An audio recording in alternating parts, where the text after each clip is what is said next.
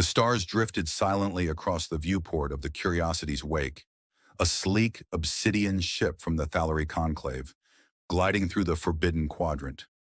Ensign Varel stood transfixed, her lavender eyes locked on the massive object ahead, a gravestone the size of a small moon, floating in the eternal void. No coordinates marked it, no star map included it, but every pilot in the galaxy whispered of it. The Gravemark. Varel's voice cracked over the comms. "We've found it." The captain, Solendry, approached from behind, his fronds dimmed in contemplation. "No, Ensign, it found us." The monument was unlike anything in recorded history, seamless, dark gray, with no surface features except for a singular line of text glowing in ancient Terran script. Here ended the tyranny. An offering ring of wreckage, trinkets, and relics orbited lazily around it, tokens from civilizations, past and present. Even the ruthless Gorgak syndicates left something here. All species feared it. None knew its origin, until now. Varel turned. "Sir, the AI wants to analyze the monument. It's detected encrypted data beneath the surface." Solin's fronds twitched. Tampering with it could provoke whatever made it. And doing nothing means we stay ignorant forever. Silence reigned. Finally, Solon gave the nod. "Begin the interface." Carefully. The ship's core AI, Echo 9, projected a soft pulse toward the monument. It responded, not with violence, but with acceptance. A hidden panel revealed itself, like the stone had been waiting. A deep hum filled the ship. The lights dimmed. Then a voice, raspy, cold, human, filled the command deck. "This is Commander Ada Kessler of Earth's Final Fleet. If you are hearing this, then the Gravemark has accepted your curiosity. What you are about to learn changed the shape of the stars." Varel's mouth dried. The name Earth was a myth, a shadow spoken of in history, archives too old to trust.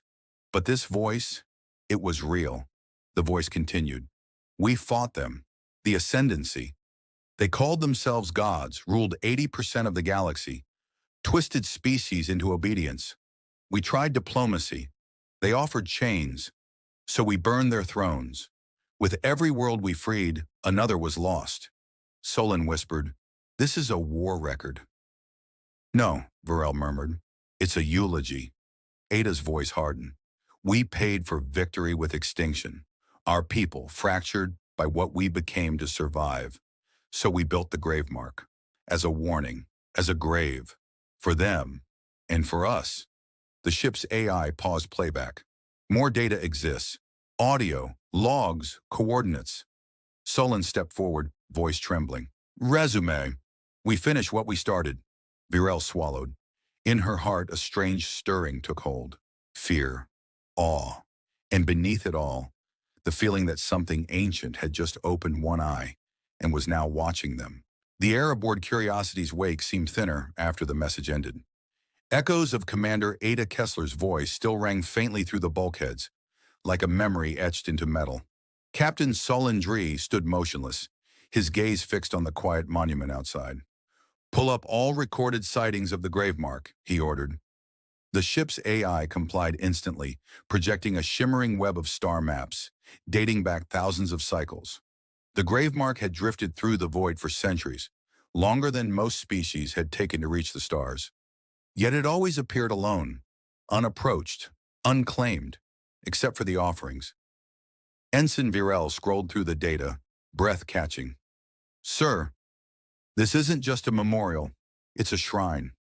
A visual overlay appeared, thousands of records, Gorgak's battle banners, Threnari crystal idols, even shattered pieces of Nephilim memory cores, all orbiting or deposited around the Gravemark over millennia. Gifts, tokens, sacrifices. Solon's fronds stiffened. "Why leave tributes at a tombstone no one understands?" Echo 9 responded. "Cultural convergences suggest a common belief among multiple species. That disturbing the Gravemark awakened something." Varel tilted her head, squinting at the older files.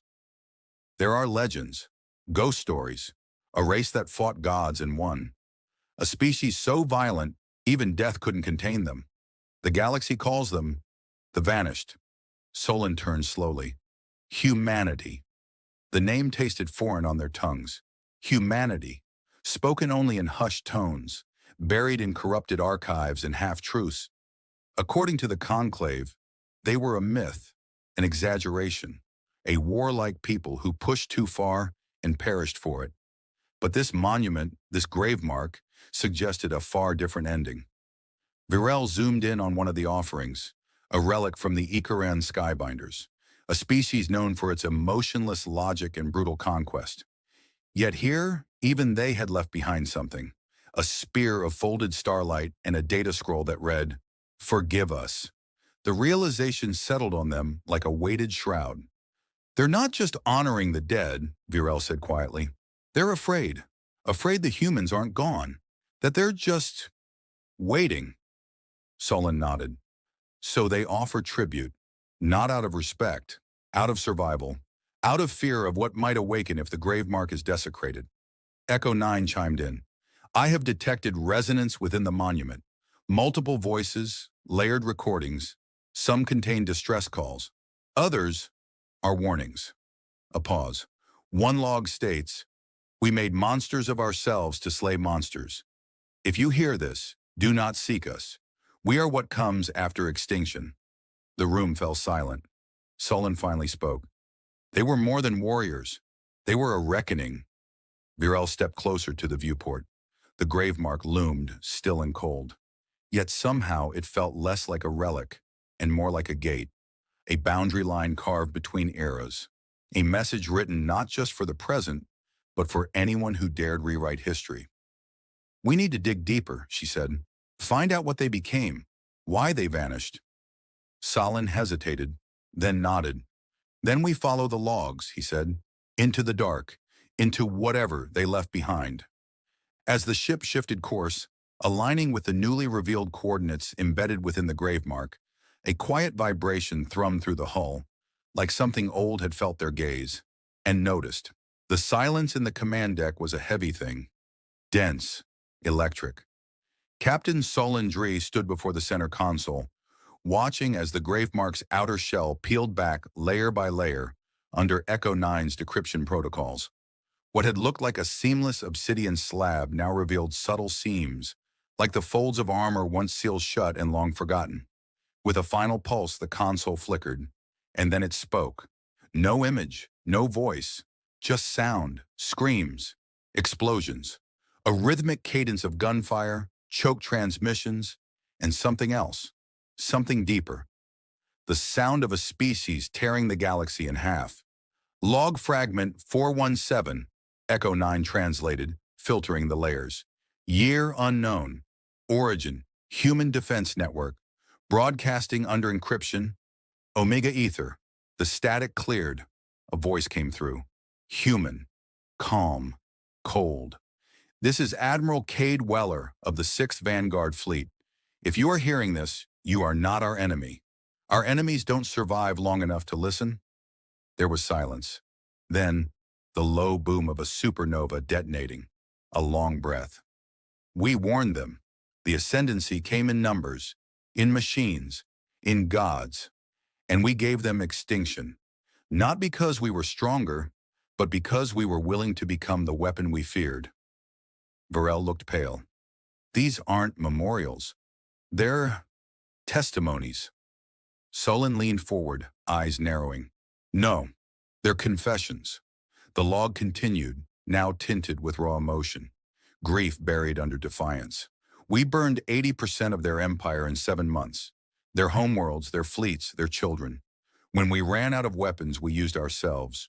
Neural storms, biofusion martyrs. We forgot who we were to survive. In the end, there was no one left to fight, just echoes." The recording ended. Echo 9 shifted. Multiple logs follow, all encoded. Hundreds, each a fragment of humanity's final war. A galaxy-spanning extinction event. Solon turned to his crew. "This wasn't history. This was purging. The gravemark isn't just memory. It's the lid of a sealed furnace. They buried their own sins out here. Varel's voice was barely a whisper. What could make a species walk away from victory? No one answered, but they all knew the truth forming in the air around them. Something changed the humans. Something so monstrous even they feared what they'd become. And they didn't die. They disappeared. The crew sat in silence as the next war log flickered to life. No one spoke, not even the irreverent technician Lyra. The hologram showed a star map collapsing in real time. Dozens of systems blinked out, one by one, marked with crimson pulses. Commander Drac leaned forward, mandibles twitching. This was their empire. The log responded before anyone could. A calm human voice narrated with clinical detachment. Designation, Operation Ashfall, year 2147. Target, Yishantar Dominion. Estimated territorial hold, 81.2% of mapped galaxy. Mission objective, total neutralization. The visuals changed. Yishantar fleets, massive and glimmering, lined the void like cosmic serpents. Then came the humans. Sleek ships, small by comparison, moving like ghosts in gravitational shadows. They didn't engage in drawn-out battles. They infiltrated, imploded suns, infected communication nodes, turned entire fleets against themselves. Yishantar defenses proved inadequate. Psychological warfare, 87% success. Biological conversion agents deployed on 43 major worlds. Total collapse in 11.3 galactic cycles. The alien scientists on board the Relivar shifted uneasily. Yishantar had been the boogeymen of galactic bedtime stories, mythic tyrants, eternal rulers. No one ever knew who ended them, only that one day they were gone. Now they knew. It was the humans, and it wasn't a war. It was an execution. Dr. Zelen tapped his claws against the console. They weren't part of the diplomatic zones, not even registered species.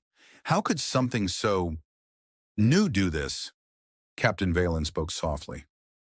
Because they weren't new, just hidden. And when they came out, the log cut to a moment that made every viewer lean closer. A Yishantar overlord, bathed in flames, screaming in a guttural language. Then, silence. A single human soldier walked through the ash. No armor, no helmet. Just eyes glowing with something unnatural. Something post-human. Final directive, seal outcome, memorialize cost, engrave gravemark, disappear. The image of the stone monument appeared again, this time being forged in orbit over a dead sun. Human ships circled like shadows of ancient gods, inscribing lines with tools that bent light and matter. Lyra broke the silence. They didn't just win, they unmade them. Dr. Zelen whispered, and then they walked away. The crew glanced at each other. What kind of species ends an empire and leaves no trace? What power is so certain of its legacy that it builds a tombstone in space and then vanishes? Commander Drax's voice rumbled low. This isn't just a warning, it's a message. Captain Valen nodded slowly. Not don't challenge us, but don't follow. Outside, the Gravemark floated in its eerie stillness. But now to the crew, it no longer looked like a memorial. It looked like a locked door. And something human, might still be standing behind it. Watching, waiting. The next log was different. No timestamp, no voice. Just flickering data stitched together from corrupted fragments. It began with equations. Long, spiraling, dimensional mathematics that made even Dr. Zelen recoil. This isn't propulsion or shields, he murmured, antennae trembling. This is space-time engineering. Lyra squinted. Is that a singularity signature? The hologram adjusted, rendering a schematic of a machine suspended in a cage of warped physics. Twin gyroscopes spinning around a stable gravity well, bound by an artificial event horizon.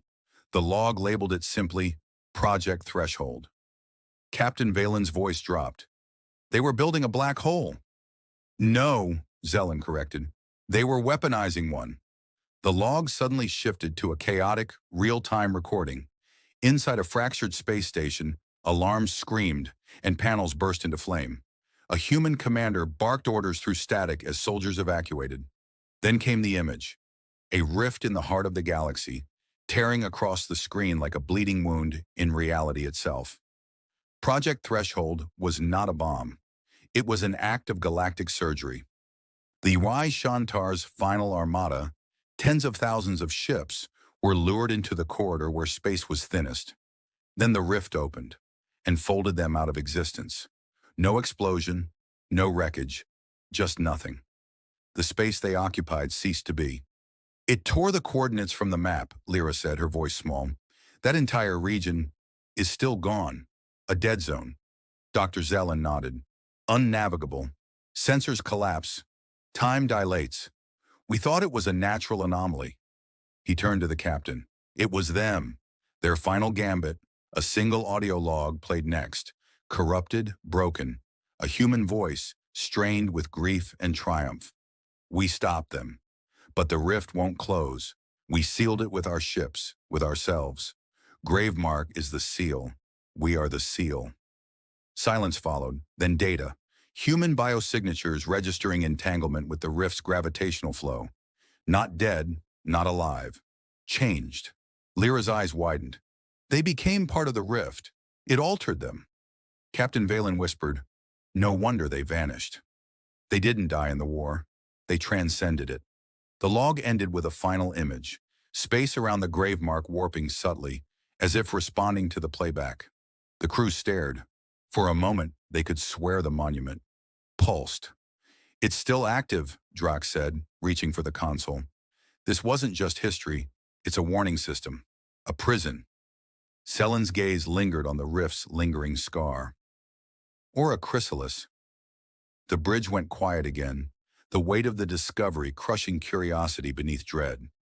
They hadn't just uncovered the truth about the war. They had uncovered the weapon that should never have been built, and the terrifying possibility that it never stopped working. The dim glow of the Gravemark's data interface flickered, casting ghostly blue hues across the faces of the Zarnathi crew. Commander Relek stood motionless, eyes locked on the last recovered message. The audio was grainy, corrupted by age and cosmic radiation. But the voice that spoke was unmistakably human, deep, measured, and weary beyond comprehension. "We won the war, but became something else. We are not fit for peace anymore." The recording cut out with a sudden burst of static. No name, no coordinates. Just those words like a verdict handed down through the void. Sarn, the ship's technomancer, exhaled slowly. They didn't go extinct. They chose to vanish. Captain Varel turned away from the screen, processing the weight of that truth. Why? They had everything. Victory, power.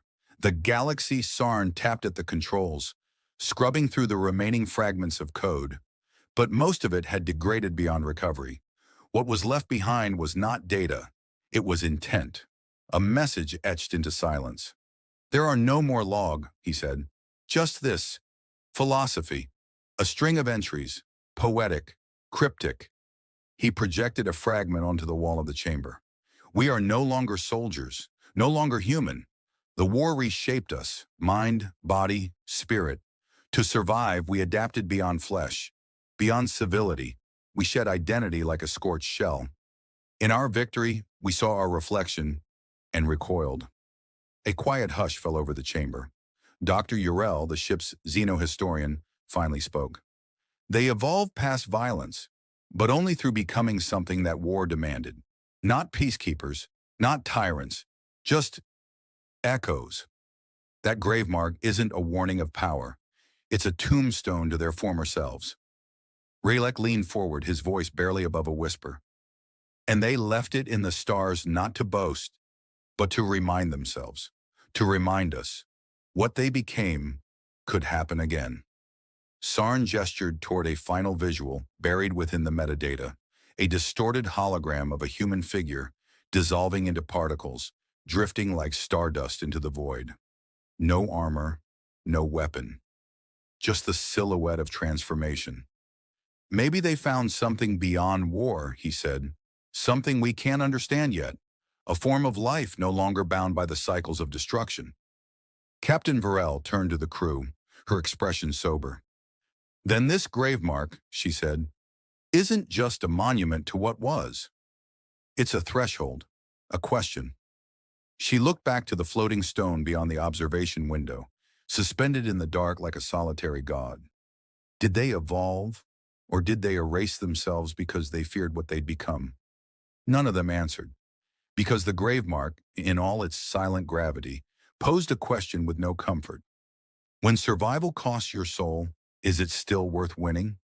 And in that lingering silence, the stars outside seemed just a little dimmer. The moment Commander Vera closed the last log, those haunting, final words of human exile, the temperature inside the observation deck dropped. Not physically, but perceptually. A stillness, a silence that pressed against the ears like a vacuum. It was Lieutenant Kale who first noticed the shift. "External sensors just flared," he whispered, blinking at his console. "Something moved out there." Captain Edrin turned from the panoramic glass where the grave mark floated in infinite blackness. "Define moved," Kyle swallowed. "Gravitic lensing. We didn't see it. We felt its shadow.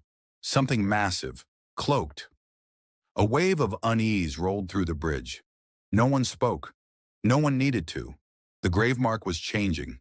Its inert stone facade shimmered faintly, its edges blurring with light? No. Energy. Patterns emerged like bioluminescent runes, sliding across its surface in slow, elegant spirals. "It's responding to us," Dr. Yelna said quietly, stepping closer. "Not just us, to the logs, to the moment we opened them." The readings on the ship's sensors spiked. Kyle's fingers danced. "We have non-local echoes. Something's reflecting scans back at us from impossible angles. Space is folding." Idrin's voice was flat but urgent. "Are we being attacked?" Yelna shook her head. "Number, we're being watched." Outside the grave mark, stars bent slightly. The patterns in the void, barely perceptible, shivered like ripples in water. For the first time, Idrin could feel it not as a monument, but as a gate. "What if?" Kyle murmured. "They never left." Vera's voice was dry. "Who?" "The humans." "Them," Kyle said. "The ones who built this.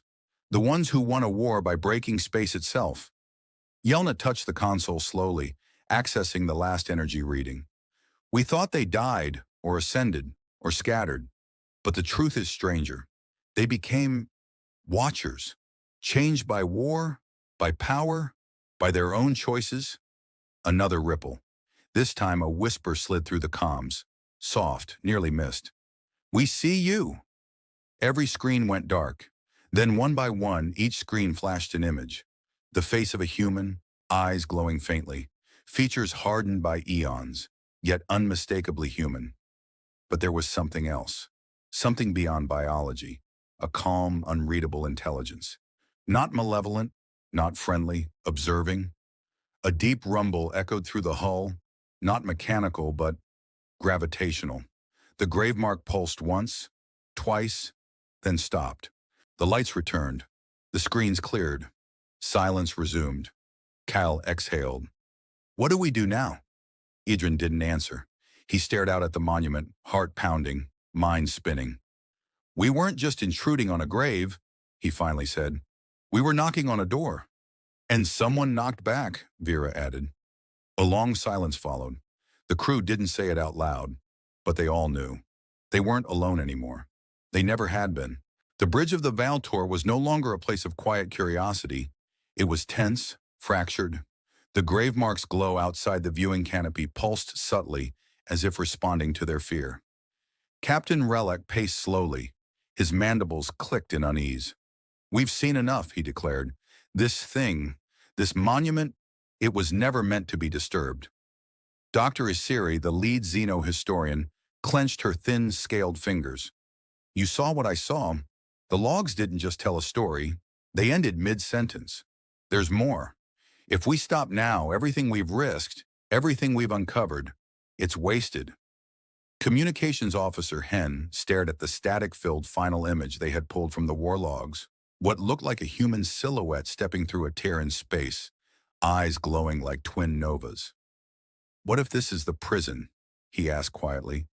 What if they're sealed inside that thing, and we're cracking the door open? The silence that followed was broken only by the low hum of the ship's systems and the rhythmic pulse from the Gravemark outside. Steadier now. Louder. Watching. I think it's a test, said Kane, the youngest among them, his voice barely above a whisper. They left it here on purpose. Not to scare us, to see who would come close, and what we'd do when we did. Test of what? Rayleigh snapped. Foolishness? Arrogance? No, Kane said slowly. Of readiness. They all turned to him. Kane hesitated, then tapped the console. A series of lines scrolled across the interface, fragments left in a data shard from the last log. When they find this, they must choose. To know the truth, or to live in fear of it. That's not a threat. That's an invitation. You're romanticizing monsters, Isiri muttered. Or preparing to become one, Hen added coldly. Relic stepped to the command interface and disabled the data link. This ends now. Before we awaken something we cannot survive. But as his claw touched the interface, the screen didn't shut down. It changed. A soft chime echoed, low and harmonic. New glyphs appeared. A single sentence. You have been seen. Everyone froze. No input triggered that, Kane whispered. Suddenly the lights dimmed. The Gravemark outside flared once, white-blue brilliance lighting up the entire sector, and then dimmed again. The crew stood in silence. You made your choice, Hen said quietly. No, Isiri murmured, eyes fixed on the message still glowing on the screen. It made one too. Far beyond the hull, something moved. No sensors could track it. No eyes could see it clearly. But its presence pressed into the minds of everyone aboard like a fog of memory, ancient, powerful, and silent. The debate was over. Whatever the Gravemark had once been, warning, prison, test, it was now awake, and it was listening. The Gravemark's glow dimmed to a steady pulse again, as if retreating into a dormant breath. But the silence now felt different, heavier, expectant.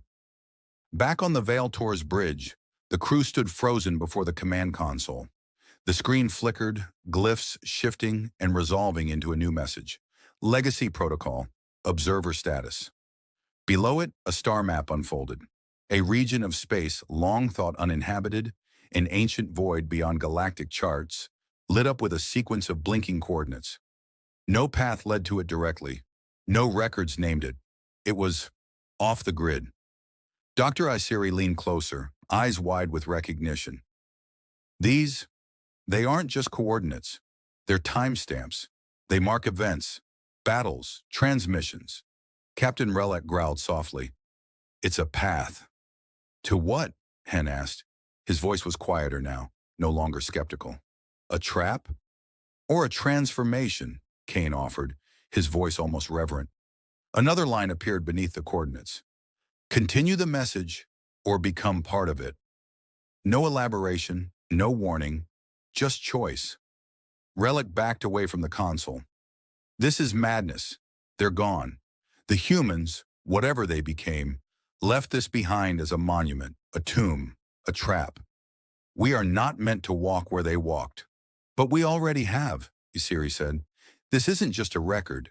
It's alive. It's still updating, reacting. We triggered something. A protocol designed not to retaliate, but to invite. To test us, Kane added. Hen crossed his arms, gaze locked on the still flashing coordinates. And what if continuing the message means becoming like them? Like the ones who fought that war? Who vanished? There was no answer, just silence, just choice. Relic turned to the crew. No more data. We end this. We leave, and we take nothing further. But as he moved to shut the console down again, a new window flickered open. A final log, video static at first, then a face. Human, aged, scars across his features, eyes glowing faintly, not with rage but with burden. This is Commander Thale of the Terran Last. If you are seeing this, you found the Gravemark. That means you've survived long enough to ask the question, what happened to us? He leaned closer. We did what no one else would, and in the process, we ceased to be what we were. We left the galaxy not out of shame, but because we changed beyond your understanding. We are not gods, not monsters. We are memory made will. The image glitched again. You may leave and forget, or follow and understand. But know this, you've already been recorded. The log ended. The console now offered two simple options: disconnect, accept, observer status. Relic stared at it. No crew member moved. Outside the window, the Gravemark remained still, but somehow felt closer. The Veltor's engines began their low hum as Captain Relic issued the retreat protocol. The crew moved quietly, shaken by what they had seen, heard, and felt.